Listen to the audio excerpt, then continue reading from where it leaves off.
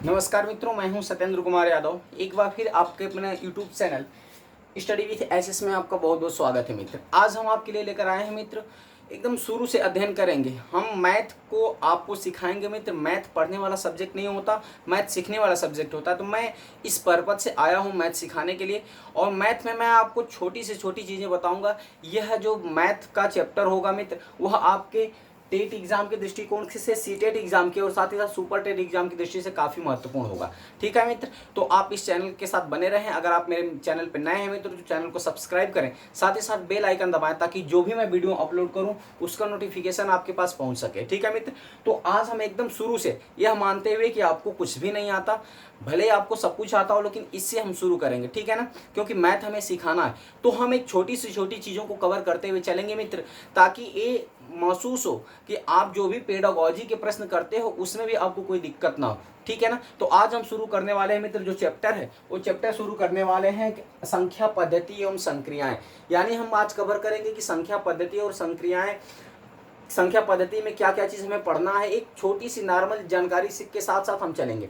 तो हम बात करने वाले हैं मित्र, संख्या पद्धति में जो पहला चीज़ पढ़ना होता है, पहले अंक के बारे में जानना होता है कि आखिर अंक क्या होता है। तो अंक को जानने के लिए मित्र चलिए हम देख लेते हैं। अब कहते हैं अंक को इंग्लिश में डिजिट कहते हैं। क्या कहते हैं मित्र? अंक को इंग्लिश में डिजिट कहते हैं। और डिजिट कहते किसे हैं तो ध्यान से सुनिएगा।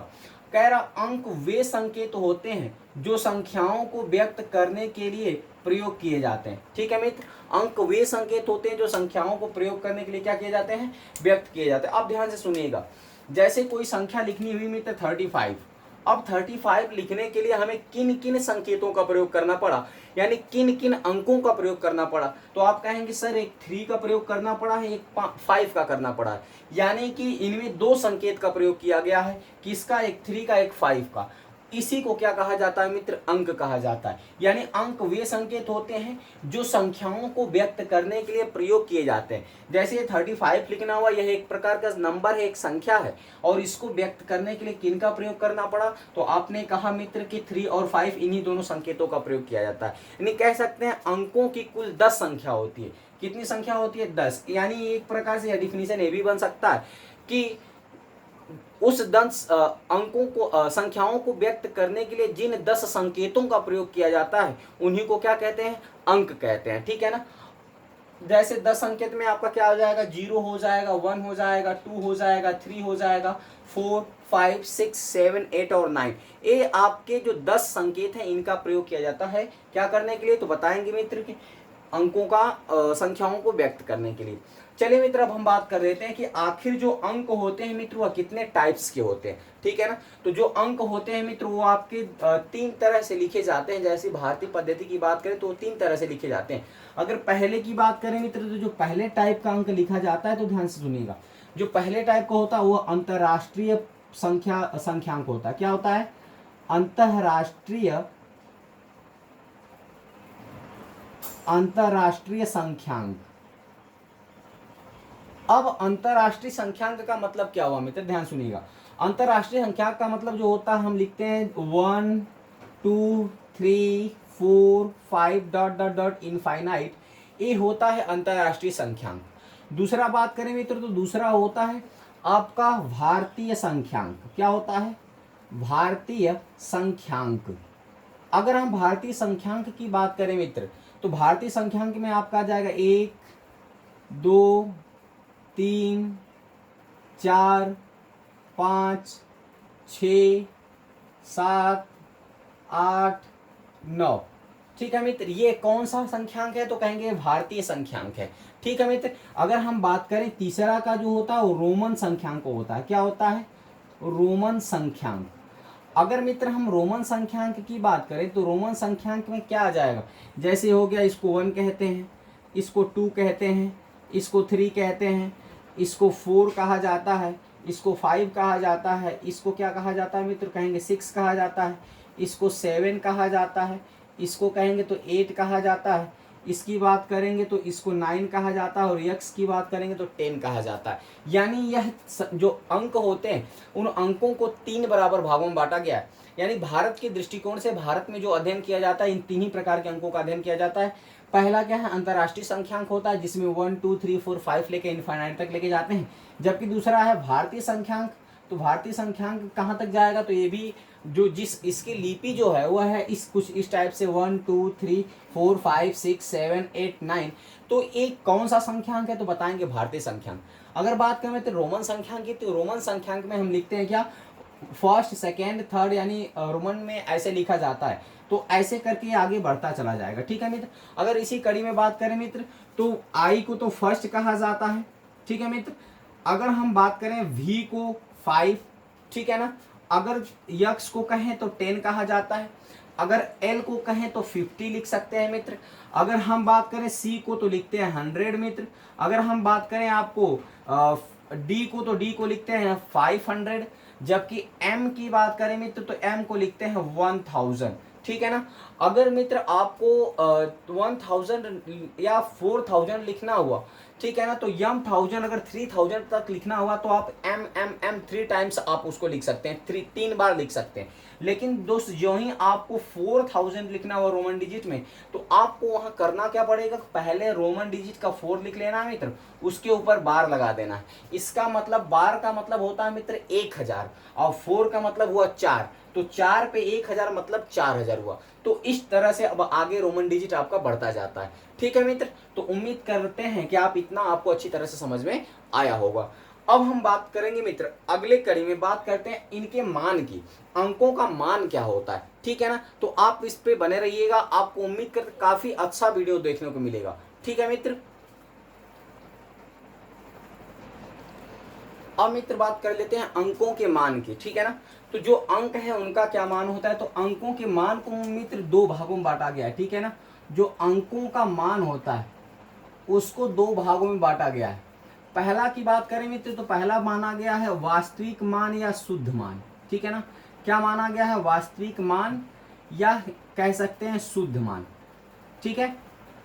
जो दूसरा माना गया है मित्र, उसको माना गया है आपका स्थानीय मान। क्या माना गया है मित्र, स्थानीय मान। ठीक है। अगर इनके इंग्लिश की बात करें तो वास्तविक मान या शुद्ध मान को इंग्लिश में कहा जाता है फेस वैल्यू। क्या कहा जाता है, फेस वैल्यू। जबकि स्थानीय मान की बात करें तो इसको इंग्लिश में कहा जाता है प्लेस वैल्यू। क्या कहा जाता है, प्लेस वैल्यू। तो अभी हमें पढ़ना है मित्र कि किसी भी अंकों का वास्तविक मान या शुद्ध मान क्या हो सकता है, किसी भी अंकों का स्थानीय मान क्या हो सकता है। तो ध्यान से सुनिएगा। अगर बात करें अंकों के वास्तविक मान या शुद्ध मान की मित्र, तो अंकों का जो वास्तविक मान या शुद्ध मान होता है वह खुद का अपना मान होता है, यानी खुद की अपना मान ही उसको क्या कहलाता है, बताएंगे फेस वैल्यू या वास्तविक मान या शुद्ध मान। जैसे अगर हमें लिखना हुआ 456, अगर हम इसमें आपसे पूछे मित्र कि 5 का आप हमें बता दो, 5 का आपका शुद्ध मान या वास्तविक मान क्या होगा, तो हमने बताया कि 5 का जो अपना मान या वास्तविक मान जो होता है, अपना मान ही वास्तविक मान होता है, यानी जो अपना खुद का मान है। तो 5 का अपना मान क्या है, 5 ही है। ये इसका मतलब इसका फेस वैल्यू 5 ही होगा। ठीक है। यानी वास्तविक या शुद्ध मान 5, यानी खुद की अपनी वही अंक जो होता है उसका वास्तविक मान होता है। इतना आप समझ पाए होंगे। अगर यहीं से बात करें मित्र स्थानीय मान क्या होता है, तो स्थानीय मान का मतलब हुआ मित्र कि स्थान विशेष के आधार पर उसका मान जो होता है वो स्थानीय मान होता है। जैसे अभी हमने यहाँ लिखा 456, तो 456 में अगर हमने कह दिया मित्र कि यह जो 5 है वह इसका स्थानीय मान यानी प्लेस वैल्यू क्या होगा। तो अब हम इसको देखेंगे कि हम लिखते क्या है, बात करें तो इसको हम लिखते हैं दाहिने से बाएं की तरफ लिखते हैं इकाई, फिर लिखते हैं दहाई, फिर क्या लिखते हैं सैकड़ा, यही ना लिखते हैं मित्र। तो ध्यान से सुनिएगा। अगर हम देखेंगे इसका स्थान विशेष, खुद का स्थान विशेष पे क्या मान होगा, तो यह किस स्थान पर विशेष पे है, तो आप बताएंगे मित्र कि यह दहाई के स्थान पर है। ठीक है ना। तो स्थान विशेष का जो मान होता है वही इसका स्थानीय मान होता है। तो यह दहाई के स्थान पे, इसका मतलब कि 5 दहाई, तो 5 दहाई का मतलब कितना हो गया, 5 दहा में 50 होता है मित्र। तो 5 दहाई मतलब 5 तो 10 ले लेंगे तो 5 दहा में कितना हो जाएगा, 50। तो इसका प्लेस वैल्यू कितना हो गया, 50 हो गया। उम्मीद करते हैं मित्र आप समझ पाए होंगे। ये फेस वैल्यू होता है, प्लेस वैल्यू होता है, यह वास्तविक मान या शुद्ध मान होता है, या स्थानीय मान होता है। अब इसमें देखिए मित्र आपसे एग्जाम में प्रश्न कैसे पूछा जाता है। तो प्रश्न आपसे पूछा जाता है कि जैसे यहाँ हमने नंबर दे दिया 456 456, आपसे प्रश्न पूछा जाता है कि 456 में 5 के स्थानीय मान एवं उसके वास्तविक मान का अंतर क्या होगा, ये आपसे एग्जाम में प्रश्न पूछता है। तो ध्यान से सुनिएगा, अगर 5 का पहले स्थानीय मान निकालेंगे प्लेस वैल्यू तो 50 आएगा। अगर 5 का फेस वैल्यू निकालते हैं, यानी 5 के फेस वैल्यू का मतलब हुआ मित्र उसका हम वास्तविक मान निकालते हैं, शुद्ध मान निकालते हैं, तो कितना आता है 5 आ जाता है। तो यहाँ से हमने कहा जो प्लेस वैल्यू आया यानी स्थानीय मान आया वो 50 आया, जबकि फेस वैल्यू यानी जो आपका वास्तविक मान या शुद्ध मान आया वह क्या आया 5 आया। तो अब इनका अंतर निकालना है, तो अंतर का मतलब हुआ 50 में से 5 घट गया मित्र, कितना हो गया 45। ये आपका आंसर हो गया। कुछ इस टाइप से ऐसे प्रश्नों से आपके एग्जाम में प्रश्न बनते हैं इस टॉपिक से, ठीक है मित्र। तो चलिए अब हम आगे समझ लेते हैं, उम्मीद करते हैं इतना आप अच्छी तरह से समझ पाए होंगे। तो चलिए आगे हम चर्चा कर लेते हैं मित्र कि अंकों का स्थानीय मान यदि आप समझ लिए होंगे तो अब हम बात कर लेते हैं कि अंकों के प्रकार क्या क्या होते हैं, ठीक है ना। यानी किस अंक के किस टाइप्स के प्रकार हो सकते हैं, यानी अंकों को किस तरह हम व्यक्त कर सकते हैं। अगर हम बात करें तो अंकों का जो प्रकार होता है, ठीक है ना, अंकों की अगर प्रकार की बात करें तो अंकों के कई प्रकार होते हैं। जैसे अगर बात करें अंकों या अंकों से बनी संख्या के प्रकार लिख लेते हैं, सीधा सीधा आप लिख लो संख्या के प्रकार क्या होता है। तो संख्या के प्रकार की बात करें तो पहला होता है प्राकृतिक संख्या।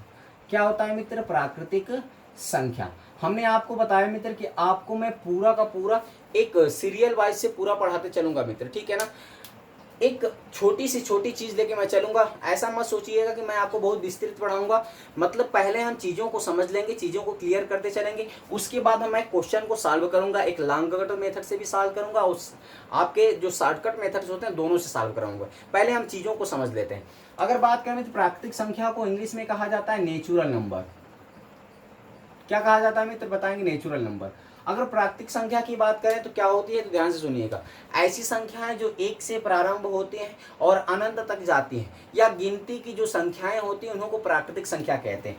तो इसमें सबसे बड़ा चीज होता है जो प्राकृतिक संख्या होती है मित्र, वह 1 से प्रारंभ होती है, ठीक है ना, 1 से प्रारंभ होती है और कहाँ तक जाते हैं, इनफाइनाइट। इसके बाद जो दूसरी संख्या होती है मित्र, दूसरी संख्या ने तो दूसरी संख्या को कहा जाता है पूर्ण संख्या। क्या कहते हैं मित्र, पूर्ण संख्या, ठीक है ना। जो पूर्ण संख्या होता है, अगर इसकी इंग्लिश की बात करें तो इसको इंग्लिश में लिखा जाता है होल नंबर। क्या लिखा जाता है मित्र, होल नंबर, ठीक है ना। अगर होल नंबर की बात करें मित्र कि होल नंबर क्या होता है, तो ध्यान से सुनिएगा, यानी ऐसी संख्याएं कह सकते हैं प्राकृतिक संख्या में जीरो को सम्मिलित कर दिया जाए तो जो संख्याएं प्राप्त होती हैं वो सारी की सारी कौन सी होंगी, तो बता देंगे आपकी होल नंबर यानी पूर्ण संख्या। यानी जीरो से प्रारंभ होती, कहने का मतलब जीरो से प्रारंभ होकर ये इनफाइनाइट तक जाती है। 0 1 2 3 4 डॉट डॉट डॉट करके कहाँ तक जाएंगे मित्र, तो कहेंगे सर इनफाइनाइट तक। उम्मीद करते हैं आप इसको समझ पाए होंगे, ठीक है ना। उसके बाद प्राकृतिक और पूर्ण संख्या के बाद आपका आता है मित्र अगला जो संख्या आती है, अगली संख्या हम ले लेते हैं तीसरा, वह ले लीजिए अभाज्य संख्या, ठीक है मित्र। क्या ले लें, अभाज्य संख्या। अब ध्यान से समझिएगा मित्र, जिसे इंग्लिश में कहा जाता है प्राइम नंबर। क्या कहा जाता है, प्राइम नंबर। अभाज्य संख्या क्या होता है, तो ध्यान दीजिएगा, पहले अभाज्य को तोड़ लेते हैं। अ का मतलब होता है नहीं और भाज्य का मतलब होता है विभाजित होना। अ का मतलब होता है नहीं और भाज्य का मतलब विभाजित होना, यानी ऐसी संख्याएं जो विभाजित नहीं हो, यानी आप स्वयं या एक के अलावा अन्य किसी से विभाजित नहीं हो, उन्हीं संख्याओं को क्या कहा जाता है, तो कहेंगे अभाज्य संख्या कहलाता है। अ का मतलब होता नहीं, भाज्य का मतलब विभाजित होने वाली, यानी अपने और स्वयं के अलावा, एक और स्वयं के अलावा अन्य किसी संख्या से विभाजित नहीं होंगी, तो उन संख्याओं को कहा जाता है कौन सी संख्या, तो बताएंगे दोस्त अभाज्य संख्या। उम्मीद करते हैं समझ पा रहे होंगे। जैसे कुछ छोटी अभाज्य संख्याओं को हम पहचान सकते हैं, लेकिन इसमें जो अगर हम बात करें कुछ फैक्ट की, तो ध्यान से सुनिएगा, जो विभाजित नहीं होती हैं उन संख्याओं में जो पहली अभाज्य संख्या होती है वो 2 होती है, ठीक है ना।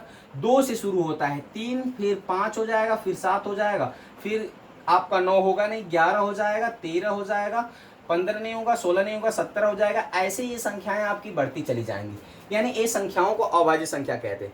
अब बात कर लेते हैं मित्र कि इससे प्रश्न कैसे बनता है। तो टेट की एग्जाम में पूछ लिया गया है मित्र कि सबसे छोटी सम अभाज्य संख्या क्या है। तो आप ध्यान से देख लो मित्र कि 2 मात्र एक ऐसी संख्या है जो सबसे छोटी अभाज्य संख्या भी है और दो मात्र एक ऐसी संख्या जो सबसे छोटी सम अभाज्य संख्या भी है। यानी दोनों, कभी कभी आपसे ये भी प्रश्न पूछा जा सकता है कि सम अभाज्य संख्या कौन सी है, तो बताएंगे आप, दो बताएंगे। अगर पूछा जाएगा कि कौन सी सबसे छोटी अभाज्य संख्या, तो एक। अगर हम एक की बात करें मित्र, दो की है, ठीक है ना। अगर एक की बात करें, एक जो होता है मित्र, वन जो होता है ना, तो अभाज्य संख्या होता है, ना ही इसको हम भाज्य कहते हैं। इस चीज को ध्यान में रखिएगा मित्र, ठीक है ना। अब ध्यान से सुनिएगा, अगर जैसे हमें पहचानना हुआ कि 241 क्या ये अभाज्य संख्या है, क्या ये प्राइम नंबर है, तो इसको हम कैसे पहचानेंगे कि अभाज्य संख्या है कि नहीं। तो ध्यान से सुनिएगा, कहने का मतलब है कि 241 के बाद जो अगला कोई स्क्वायर संख्या आएगी, यानी वर्ग वाली संख्या आएगी, तो आप जानते हैं मित्र कि 241 के बाद जो संख्या आती है वो आएगी 256, जो 16 का स्क्वायर होगी, ठीक है मित्र। तो अब 16 का स्क्वायर होता है 256। अब देखना है कि 16 से पहले कितनी अभाज्य संख्याएं होती हैं। तो 16 से पहले जितनी अभाज्य संख्याएं मिली आपको, इतना मिली, ये इतनी अभाज्य संख्याएं 16 से पहले। अगर इन अभाज्य संख्याओं से 241 आपका डिविजिबल हो जाता है, तब यह 241 अभाज्य संख्याएं नहीं होगा। लेकिन अगर 241 इनसे डिविजिबल नहीं होता है, तब समझ में आएगा 241 एक अभाज्य संख्या है। यह अभाज्य संख्या पहचानने का एक रूल है। ध्यान से फिर से सुन लीजिएगा मित्र, हमने बताया कि 241 को यदि पहचानना हुआ कि क्या यह अभाज्य संख्या है, तो इसको कैसे पहचानेंगे। इसको आप ऐसे पहचानेंगे कि इसके आगे आने वाली, यानी आगे आने वाली जो वर्ग संख्या है उसको लिख लेंगे। तो आने वाली वर्ग संख्या जो थी 256 थी, जो कि 16 से डिविजिबल थी, ठीक है मित्र। अब 16 से यह डिविजिबल है, तो हम 16 से नीचे जितनी भी अभाज्य संख्या है उनको लिख लेंगे। तो आपने देखा 16 के नीचे जो अभाज्य संख्या थी वो 2 थी, 3 थी, 5 थी, 7 थी, 11 थी और 13 थी। तो इन संख्याओं से हम भाग करेंगे 241 में एक एक करके। अगर इन संख्याओं से कट जाएगी तब यह अभाज्य संख्या नहीं होगी। अगर इन संख्याओं से नहीं कटेगी तब यह क्या होगी मित्र, अभाज्य संख्या होगी। चलिए देख लेते हैं। 2 से तो कटेगा, सिंपल सी बात है। क्यों? क्योंकि लास्ट में विषम संख्या है। अगर 3 की बात करें तो 4 2 6 1 7, 3 की डिविजिबिलिटी से भी नहीं कटेगा। अगर 5 की बात करें तो 5 की जो डिविजिबिलिटी होती है मित्र, वो क्या होती है कि इसको काटेंगे 5 से कि लास्ट में 0 या 5 होता है, उसी से कटता है। 7 की देख लेते हैं तो 7 से भी नहीं कटेगा, ठीक है ना, क्योंकि 7 3 जा 21 हो जाएगा और फिर क्या बच गया 3 31 नहीं कटेगा। 11 से कर लेते हैं, 11 1 जा 11 हो जाएगा, कितना बच जाएगा 3 31, ये भी नहीं कटेगा। 11 2 जा 24, 11 2 जा 22 होता है और 2 21 नहीं कटेगा। अगर 13 से देख लेते हैं मित्र, 13 1 जा 13 हो जाएगा। अब बचा इसमें क्या, तो बताएंगे 11, 111 13 की टेबल में नहीं आता। इसका मतलब 241 जो नंबर है मित्र, यह आपकी कौन सी संख्या है, अभाज्य संख्या। क्यों? क्योंकि इन संख्याओं से नहीं विभाजित हुई है। उम्मीद करते हैं मित्र यह आपको समझ में आया होगा और अभाज्य संख्या भी आप समझ पाए होंगे, ठीक है मित्र। अगली संख्या की बात कर लेते हैं। अगली संख्या की बात करें तो जैसे अगली संख्या ले लेते हैं भाज्य संख्या, ठीक है मित्र। भाज्य संख्या की बात करें तो भाज्य संख्या क्या होता है, ध्यान से सुनिएगा। ऐसी संख्याएं जिसका 2 या 2 से अधिक गुणनखंड हो या 2 या 2 से अधिक संख्याओं से डिविजिबल हो, उन्हीं को क्या कहा जाता है, बताएंगे भाज्य संख्या। जैसे 4 ले लिए हम, 9 ले लिए, 6 ले लिए। जो 4 है मित्र, इसका 2 या 2 से अधिक गुणनखंड हो सकता है, यानी 1 से भी 4 कट सकता है, 2 से भी और 4 से भी, 3 गुणनखंड हो गए, ठीक है मित्र। उसी प्रकार 9 को ले लेंगे तो 9 भी 3 होगा, 1 होगा, 3 होगा और 9 होगा। 6 की बात करें तो 6 2 से भी डिविजिबल होगा, 1 से भी डिविजिबल होगा और 3 से। यानी इस प्रकार कह सकते हैं भाज्य संख्या वे संख्याएं कहलाती हैं जो मित्र या तो उनके 2 या 2 से अधिक गुणनखंड हो, या कह सकते हैं 2 या 2 से अधिक संख्याओं से विभाजित हो। इतना समझ पाए होंगे मित्र की भाज्य संख्या क्या होती है। अब हम अगली संख्या की बात कर लेते हैं मित्र। भाज्य संख्या के बाद हम समझ लेते हैं परिमेय संख्या को। अगली संख्या समझेंगे परिमेय संख्या क्या है, ठीक है ना। अगर हम परिमेय संख्या की बात करें मित्र, तो परिमेय संख्या का परिमेय, परि का मतलब होता है परिमित या सीमित संख्या, यानी जिसको अगर हम डिवाइड करें तो वो कट जाए, एक कुछ अंक तक जाके कट जाए, वो परिमेय होता है, परिमित होती है यानी सीमित होती है। तो अब कह सकते हैं परिमेय संख्या कैसी संख्याएं होती हैं, कहेंगे वे संख्याएं जिसे p/q के रूप में हम लिख सकते हैं। p/q के रूप में लिख सकते हैं जहां पे q का मान 0 नहीं हो सकता। ठीक है मित्र, क्योंकि जो ही अगर p का मान आप 0 रख देते हो वहां पे परिमेय संख्या नहीं हो जाएगी, यह क्या बन जाएगी, तो बताएंगे अगर किसी भी संख्या में 0 का डिवाइड करते हैं तो इनफाइनाइट हो जाता है, अनंत हो जाता है, तो यह एक परिमेय संख्या नहीं होगी मित्र। ठीक है ना, इसलिए कह रहा है कि परिमेय संख्या वे संख्याएं होती हैं जिन्हें p/q के रूप में लिखा जा सकता है, लेकिन q का वैल्यू 0 नहीं हो सकता। जैसे बात करें 22/7, यह एक परिमेय संख्या होती है। अगर बात करें 1/2, यह भी परिमेय संख्या होगी, क्योंकि यहाँ पे देखिए q जो p/q के रूप में q है, इसका मान 0 नहीं होना चाहिए, इतना ध्यान लीजिए। अब बात कर लेते हैं मित्र, अगली जो संख्या आपको पढ़नी है वह पढ़नी है अपरिमेय संख्या। क्या होती है मित्र, अपरिमेय संख्या। ठीक है ना, अपरिमेय को हम इंग्लिश में कहते हैं इरेशनल नंबर, जबकि आपको परिमेय को कहते हैं रेशनल नंबर। अब अपरिमेय संख्या क्या होती है, तो परिमेय का मतलब होता है सीमित और अपरिमेय का मतलब असीमित, यानी वह कटे ही नहीं। जैसे कटे तो वह उसका एक निश्चित सीमा तय न हो पाए। जैसे हम बात कर लेते हैं मित्र ऐसी संख्याएं जिसे p/q के रूप में नहीं लिखा जा सकता, जैसे √2 की बात कर लेते हैं। ठीक है मित्र, आपको 3 की बात कर लेते हैं, √5/2 की बात कर लेते हैं और पाई की बात कर लेते हैं। ये संख्याएं कैसी संख्याएं, तो बताएंगे अपरिमेय संख्याएं मित्र। ठीक है ना, क्योंकि ये संख्याएं जो हैं असीमित होती हैं, यह कटती नहीं है। ठीक है ना, या इसलिए इसको कहा गया अपरिमेय संख्या या इरेशनल नंबर। अब देखिए मित्र, एक प्रश्न आपके एग्जाम में इन सबसे बनता है, आपसे पूछ देता है क्या पाई परिमेय संख्या है या अपरिमेय संख्या है, तो ध्यान से सुनिएगा, आप उसके मान पे मत जाइएगा। पाई का तो वैसे मान लें तो होता है 22/7, जो कि हमने परिमेय संख्या में आपको दिखाया है। ठीक है ना, तो इसका मान जो होता है 22/7, यह एक परिमेय संख्या होती है, जबकि पाई को अगर लिखा जाए मित्र तो यह क्या होता है, अपरिमेय संख्या होता है। यह भी काफी बार एग्जाम में आपसे पूछ लिया गया है, तो आप इसमें उम्मीद करते हैं कंफ्यूज नहीं होंगे, परिमेय संख्या क्या होता है, अपरिमेय संख्या क्या होता है। ठीक है मित्र, थोड़ा सा प्राकृतिक संख्या में कुछ और देख लेते हैं। अगर प्राकृतिक संख्या में देखने की बात करें मित्र, तो जो सबसे छोटी प्राकृतिक संख्या होती है वो 1 होती है। ध्यान से सुनिएगा, अगर 1 अंक की सबसे बड़ी प्राकृतिक संख्या होती है तो 9 होती है। ठीक है मित्र, अगर बात किया जाए कि सबसे बड़ी प्राकृतिक संख्या क्या होती है, तो बताएंगे अनंत जो होती है वह सबसे बड़ी प्राकृतिक संख्या होती है। अगर आपसे एग्जाम में ऐसे भी छोटी छोटी चीजें आपके एग्जाम में पूछ ली जाती हैं। ठीक है मित्र, क्योंकि एक आप राष्ट्र निर्माता बनने जा रहे हो, एक अध्यापक बनने जा रहे हो। ठीक है मित्र, तो इसलिए इन छोटी छोटी चीजों का जानना आपको अति आवश्यक है। अगर बात करें पूर्ण संख्या की, तो सबसे छोटा पूर्ण संख्या आप बताओ कि 0 होता है। ठीक है ना, अगर पूछा जाए कि सबसे बड़ी पूर्ण संख्या क्या होती है, तो बताएंगे इनफाइनाइट होता है। उम्मीद करते हैं मित्र आप इतना समझ पाए होंगे। ठीक है, चलिए और हम कुछ संख्याओं की चर्चा कर लेते हैं।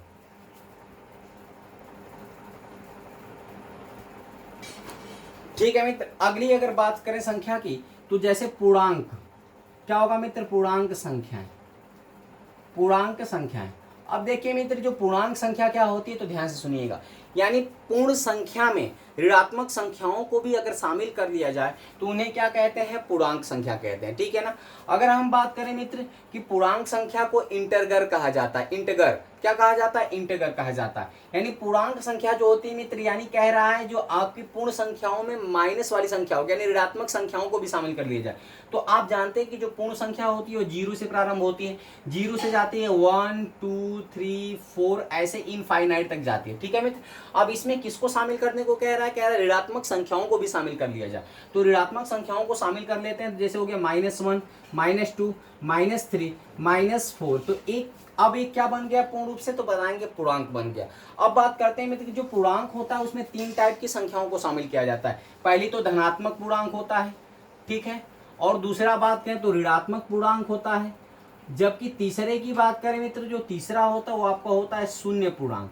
ठीक है ना, इस तरह आप ये भी कह सकते हैं कि पूर्णांक संख्याएं वे संख्याएं होती हैं जिनमें ऋणात्मक धनात्मक के साथ साथ शून्य पूर्णांकों को भी शामिल किया जाता है। तो ऐसी संख्याओं को क्या कहा जाता है, पूर्णांक संख्या कहा जाता है। उम्मीद करते हैं मित्र इतना आप समझ पाए होंगे।